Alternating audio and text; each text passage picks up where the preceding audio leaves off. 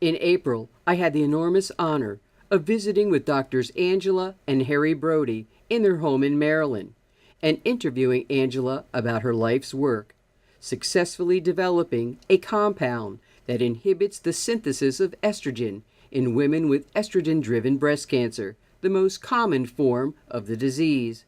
Acknowledged worldwide as the gold standard for reducing breast cancer recurrence in postmenopausal women since its commercialization in 1994, Dr. Brodie pioneered aromatase inhibitor research in the 1970s when female pharmacologists were few and recognition seldom.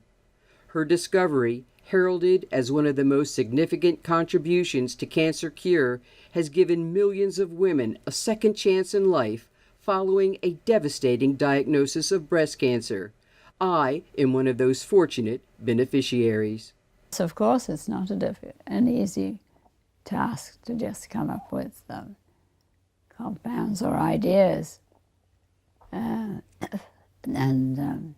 Like you, I had help from my husband, who was an organic chemist, and we were able to set about and develop some compounds that would inhibit the enzyme that's important in synthesizing estrogen or producing estrogen in the body.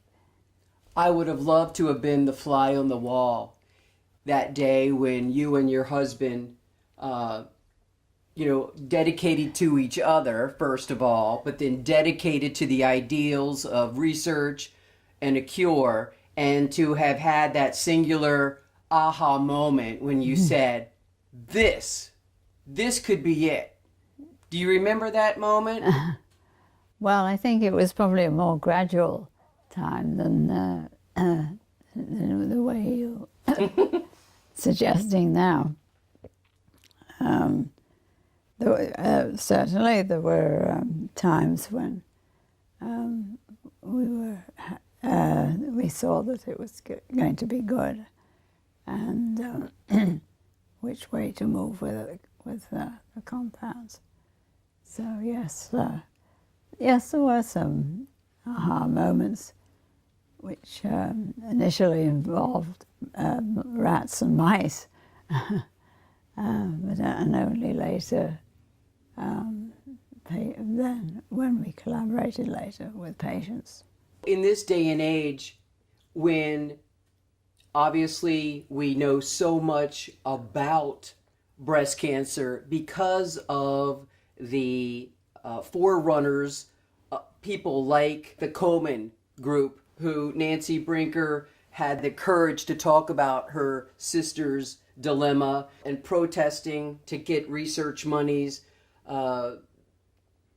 Suddenly it was something that came out from under the rug. I think that was clearly a moment in history, not only to the benefit of women, but to researchers like yourself, when so many people said, let's find a cure for this. Let's give money to the cause. And I know that you were, as a scientist, a benefactor of research monies. And people say today, oh, we've given enough money to research.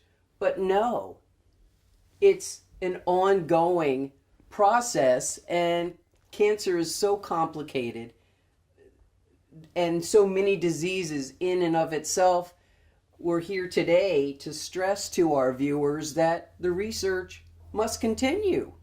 Yes, you're absolutely right. It's a constant battle to get together money to do research, and which direction to go, and there are many false starts that we have to overcome first before anything significant can be made of these things. So yes, I think it's very difficult, and we're always short of money, unfortunately. We wouldn't be spending our time looking for money if it was easy, that's for certain. So yes, I agree with you. It's an ongoing problem. And what you have created by developing the aromatase inhibitor is truly the gold standard today in uh, anti the anti-cancer drug for estrogen positive breast cancer, which is the most common form of the disease. So people might say, well, so you've already done it. What's left to be done? However, that being said, I just learned recently what so many developments have come from your initial development. So who's to say what could come still further from investigating aromatase inhibitors? The sky's the limit, is it not? Oh yes, in many ways it is, yes. Well, we're always looking to move into patients and make the most of the development that we have already done. But nothing's perfect. We can always do better, and so it continues to go on. I must put in a word for the male species, the male gender, that the same principles that apply in hormonal-based cancers, testicular, prostate, many of the things that you've researched on the feminine side have equal applications for males, correct? Well, equivalent, yes. Equivalent? We should say equivalent, yes. Basically following the same principle, but they have to be different because of the difference in Correct. Male and female hormone regulation.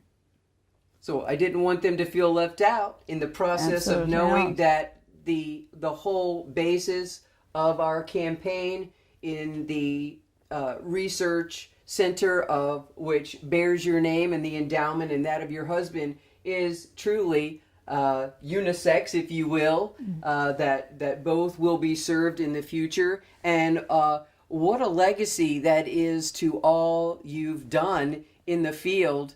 And you must have feel some incredible gratitude to know that it will live on in name and spirit for generations to come. Yes, well, we hope so. Well, of course we hope that it can be cured, but we do also hope and work on the idea that we can benefit patients now that have the disease. Well, do you remember the day you got a email from a woman named Carolyn Choate in New England who had written an article for Cure magazine that said, I don't know if this really will get to you, but if it does, I just want to thank you for your research in curing what to me felt like a death sentence. An absolute death sentence. You know, when a doctor tells you got 3 years to live, you're happily married, you've got 2 young children, and you're staring death in the face and no one gives you any hope. And my doctor said, I want you to try a rather new drug, an aromatase inhibitor. It's going to be called Arimidex in its commercial name. And I was like, I'll try whatever. Mm-hmm. And then I said to the doctor at the time, I said, if I live 3 years and 1 day, I will defy, it will feel great to defy the odds. And here I am 14 years later. And it was, definitely a high point in my post-cancer life, my survivorship, to meet you at that time. Mm-hmm. And I was amazed how many of your assistants had not even met a survivor, and it must be the ultimate satisfaction to have people like me come into your life, and thank you personally.